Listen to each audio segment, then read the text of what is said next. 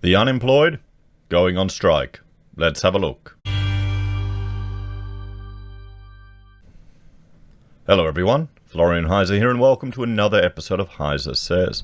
Grab your morning stein or your afternoon stein and let's have a look at this article from news.com.au that is discussing the Australian Unemployed Workers Union calls for a strike against the pointless and punitive job agencies. Now, I am the first to admit I have no experience with a job agency. I've never had to go to one, quite fortunately. And whenever I've looked at recruiting people, it was in a specialized field, in architecture. So we would advertise directly or talk to people who we knew. So I asked you a while ago now, a week ago. No, really, it feels like longer than that. But I asked for people to give insight into their experiences that they've had with job agencies. And we can see here these comments aren't loading up. My bloody internet. Oh, come on. Come on. We'll go here on community. You can see here, 73 of you have given feedback. And once that loads up, we'll have a look. Great.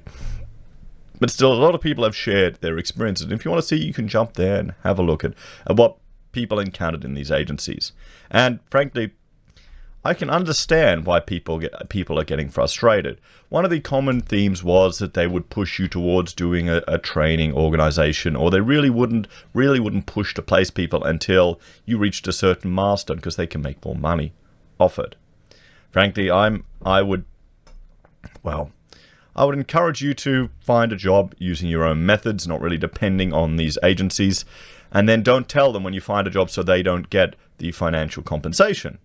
If you've done it yourself without any of their part, I'd contact Centrelink themselves and say, they haven't done absolutely anything. I did it myself. Make sure that they're not getting rewarded for doing nothing, because this is government money that they're getting. It's government money that they are receiving. I think it needs to be encouraged that there's a competitive nature here. Why can't you sign up to multiple job agencies? Or can you? Can you be going to 2 or 3? They all compete, working for you to find a job. Or is it just privatizing the policing of people to give you a kick to make sure you get a job? And do you think striking is the right way? I think the optics of it is ludicrous. But, you need to advocate for people that are encountering this bureaucratic mess. And as much as you have to say it, the government has forced money away from people. They've forced money away from people. They've implemented minimum wages, so some people don't even have the skill set necessary to be useful at a job. And here's the thing, if you're looking for jobs and going, why are all these jobs advertised? And I never get a reply back.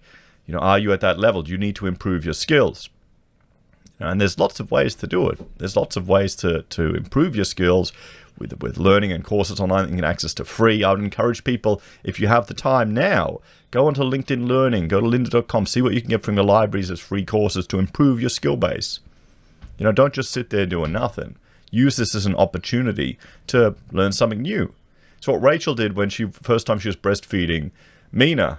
And she got the iPad, she got Linda, and she was learning how to do video editing, learning a new skill, and she could apply that to our work. Which actually, we then had a big project where we had to do a specific animation, so it worked really well. So let's have a look at this. A group representing unemployed workers is calling for people receiving job seeker and other welfare payments to go on strike. And this is before mutual recognition has really come into place. I mean, is the AUWU, are they going to compensate people for lost revenue because they're going on strike? Is this how it works with the unions? I don't think it is.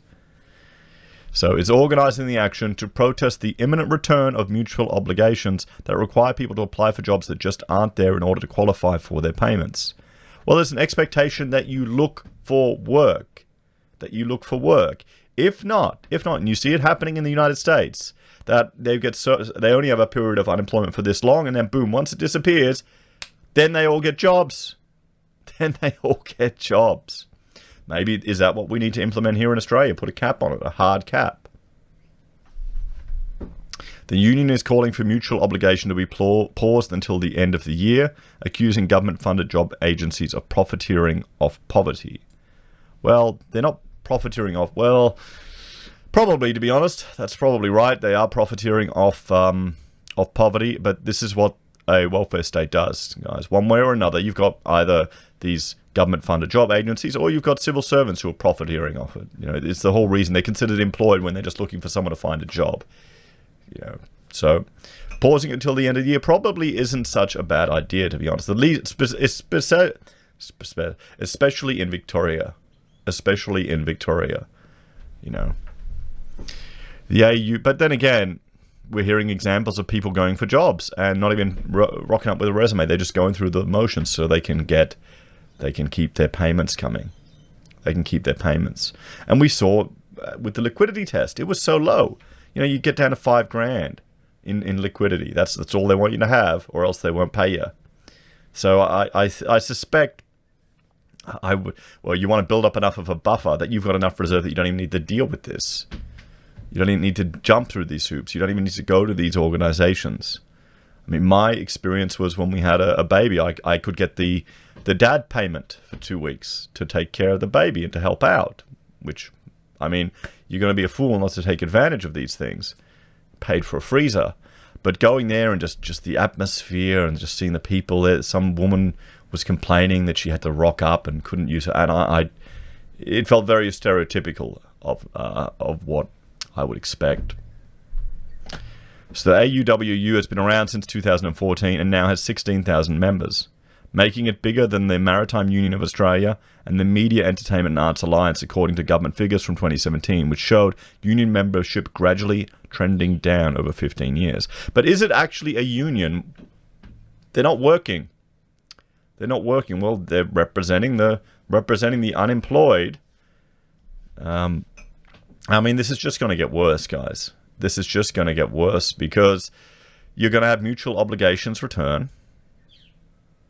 I think more people will start looking for work once the job seeker bonus disappears. Once people start getting a taste of what it's really like being unemployed in Australia, dealing with these systems, because there's a lot of people that have been forced into unemployment through no fault of their own. And they probably think, what's the point looking now? There's no jobs out there. There's no jobs. Just a reminder of your phone appointment with us tomorrow. The Salvation Army Employment Plus in Wollongabba. Okay? Sorry, I'm on strike. Okay, so there you go. They're going on strike. What do you think, guys? Let me know your opinions about this on the comments.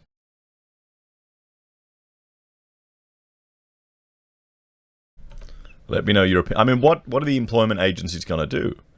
They feel sorry for the people. Are they required? Or do they have discretion with how they can enforce penalties on people? There's the question. Should you be penalized for striking because you don't want to go to your appointment? We're calling a strike and directing people on job seeker and related payments to firmly refuse to engage with job agencies while no penalties are in place, the AWUW said in a statement on Tuesday. Okay, while there are no penalties, so they're being soft. So the United Socialists would be angry at another weak union, having read through their statements on the Woolies strikers. The aim of the strike is to hit lying job agencies hard and do everything in our power to deprive these publicly funded billionaire poverty profiteers of revenue. Yeah, that's the Salvation Army, guys. That's the Salvation Army, a Christian outreach that has been helping people lift themselves up out of poverty, out of alcoholism. In some ways, I sadly think the Salvation Army has lost their way because now they're in bed with the state. I think it was a lot better when they weren't, but that's the problem.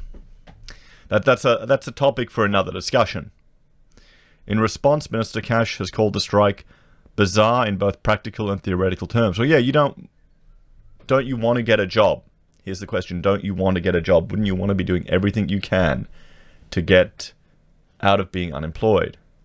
And there are still jobs around. We saw just in northern Queensland, northern Brisbane here, the bra manufacturer that couldn't find people to apply for a position. They were rocking up without a resume. And this is the problem when you have a welfare system that's too generous. People don't want to take it's understandable. You're not going to work and kill yourself for no financial gain at the end. We're all taxed to the hilt anyway. And then there's the fear as well of getting ill. Honestly, I would suggest, I think working is better for the soul, but we'll have to see. The AUWU is calling for job seekers who are offered jobs to remain on income support. What? Face financial penalties and deny themselves the opportunity of employment and income, Minister Cash said in a response to questions from news.com. In a time of recession, you think the AUWU would be helping Australians find work rather than finding ways to avoid it, she added. No, she doesn't get the point of unions.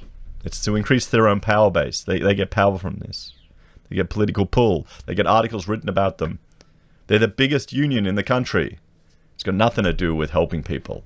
It's just another business, everyone. It's just another business. Don't trick yourself into thinking that.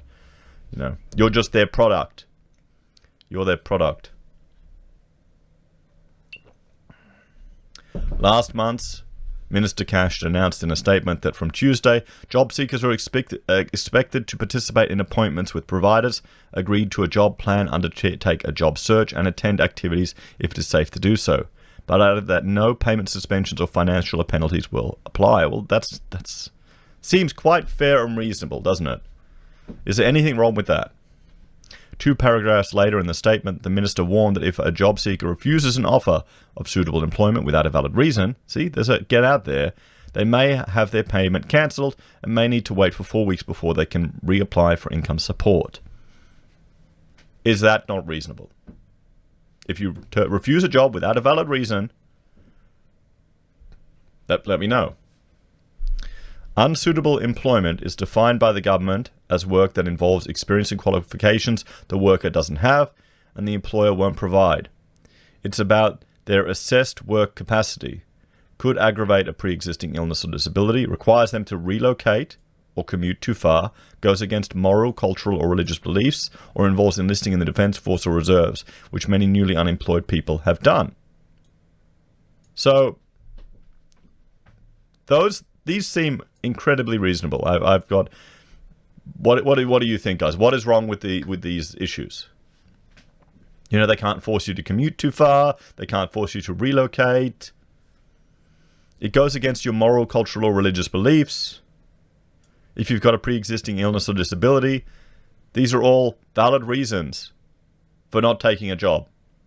This seems quite reasonable. What's the union angry about? I think the false hope some of these trading providers push on courses for people that are just the fact that they're milking money from the government from that. I would honestly, I think you need to have multiple agencies competing for people to find a job, and they don't get a cent until you're employed.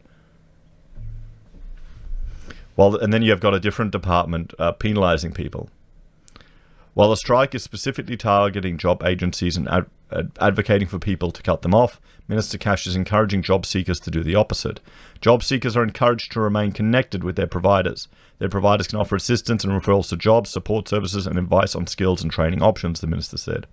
According to the government's Job Active website, the providers also offer employers an end-to-end tailored recruitment service to find and hire staff. Well, here's the question for those of you who are employers. Have you gone through some of these agencies to find workers? You know, have you done it? The AUWU has accused the minister of being misleading by implying that the expected mutual obligations are fulfilled is really a requirement, and that people who don't could face financial penalties when they can't. Yeah, but have you looked at all the exceptions there?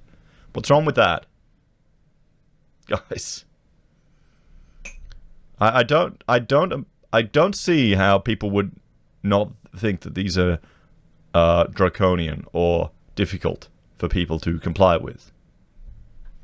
I would rather the option that you can opt out of the welfare program entirely and get a reduced taxation for, you know, your entire existence, or that taxation, that proportion of it gets paid into a fund that you can access. Wasn't that the original plan? But I don't think that'll happen.